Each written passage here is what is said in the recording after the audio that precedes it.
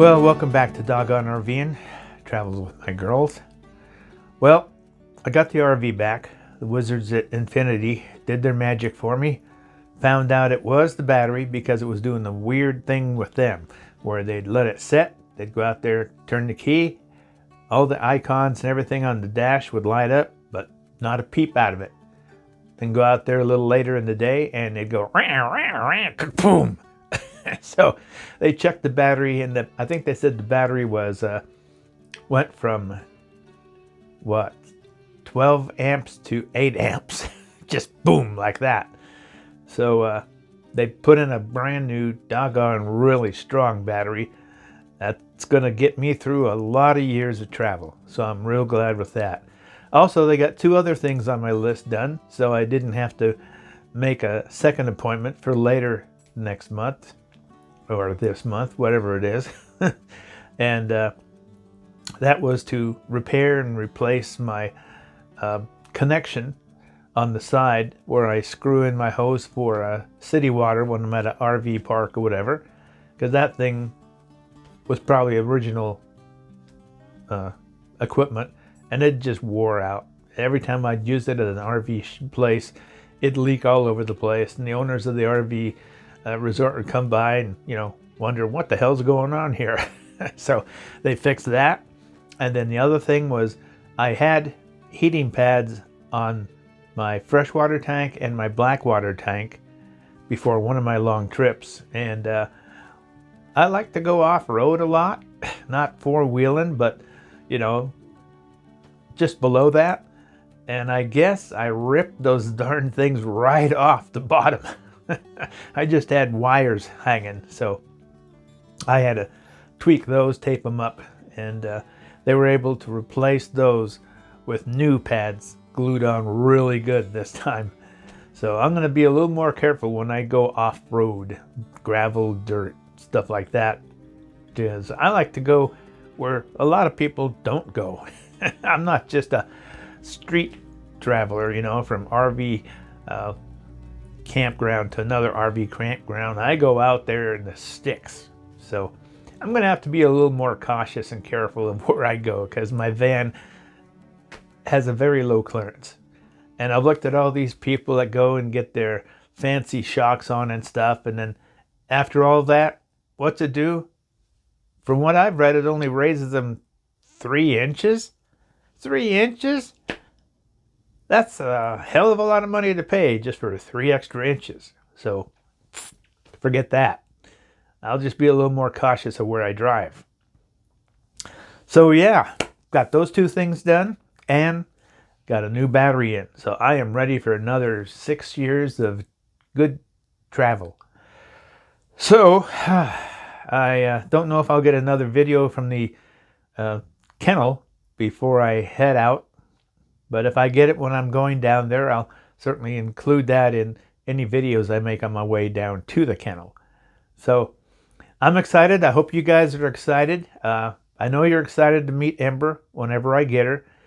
But like I said, that's going to be when I have my introduction to the new age of Doggone RV'N, my travels with Ember.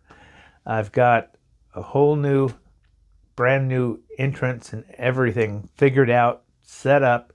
All I got to do is get Ember here, take pictures of her, put that in with the opening, and make a brand new Doggone RV'N channel page, banner, and such. So that might take me a little bit of time, but hang in there. I think you're going to get a lot of joy out of watching Ember and I as Ember grows up and as I begin her training as a puppy to become top dog as she gets older. So, why don't we go out into the RV and I'll show you the big difference I've made. Man, I've changed so much to when I first got this RV and started packing, because I would pack for a zombie apocalypse. And I'd fill everything in there with stuff. Thank God I didn't get a Class C. So after 5 years of traveling, from a couple of weeks to 7 months on the road and all through the Southwest, the Northwest. I think I've learned how to minimize things.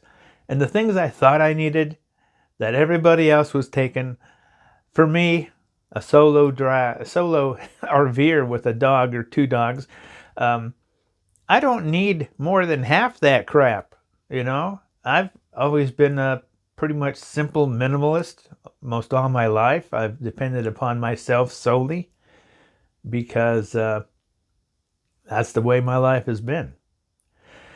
So anyway, yeah, let's go out to the RV and I'll show you what's going on. Okay?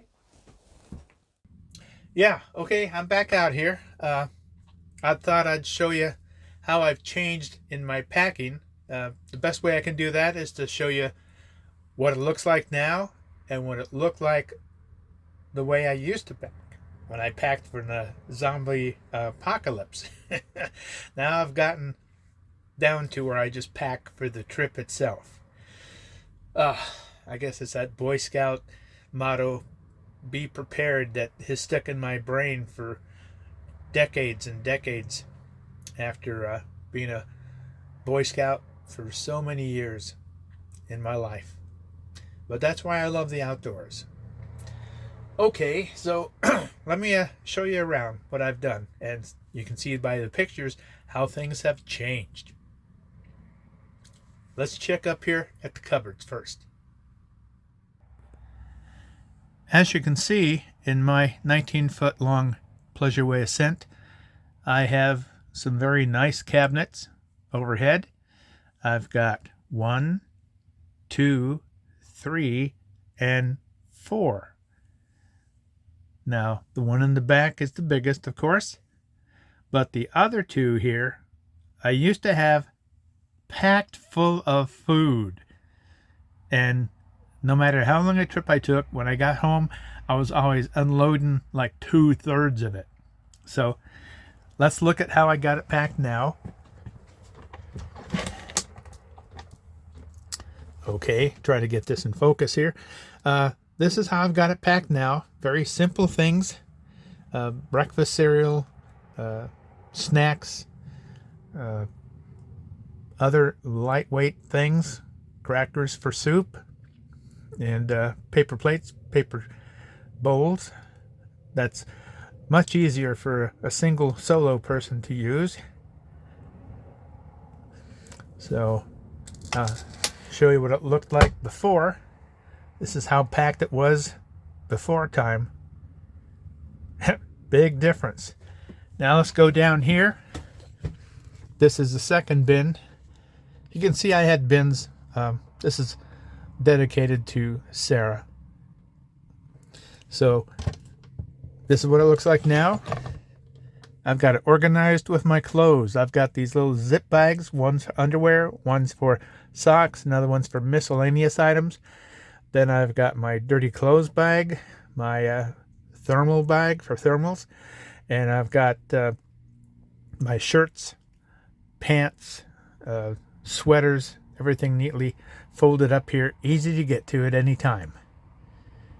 And this is how it was before. I had both this and that packed full of food, and it was just becoming ridiculous. Now this is the largest one. I've had this packed to the brim also. We'll open it up. Now I've got all this room. I put my boots and extra shoes back in these little cubbies. I use these little jacks there to keep them from falling in.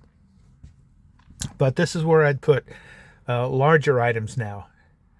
So I have an incredible amount of space compared to what it used to look like. And I'll show you that. Big difference, huh? Now this side, of course, is dedicated to Katie. And open this up. This is where my entertainment equipment would be. My library, my videos, my movies, if I took any, quick fix stuff, things for the dog. And that used to be jam-packed too. That's how it used to look. Anyway, I'm ready to go. Really. I'm just waiting. I got to fill up the gas tank. Other than that, I got plenty of fresh water, plenty of propane. I just have to turn on the refrigerator here the day before we're going to leave, and it'll chill down the fridge and the freezer. The batteries are maintained at darn near 100% constantly, no matter what I use in here. I don't think it goes down much at all. So I'm excited. I want to hit the road. I want to get down there. I want to meet the kennel owner. I want to mix with the puppies, and I want to pick out my Ember and then head home. So until then, hang in there, guys. Remember, if you hit subscribe, hit that doggone ring-a-ding-ding bell for all. Because when I get out and I'm on the road, I usually put out more than just one video a week, sometimes 2, sometimes 3. Depends on how much I want to share, how much I see, and how long the trip is. So I am ready to go down to get Ember. I'll say goodbye, and like every time here at DGRVN, we wish you happy trails, and woof woof. I'm out of here.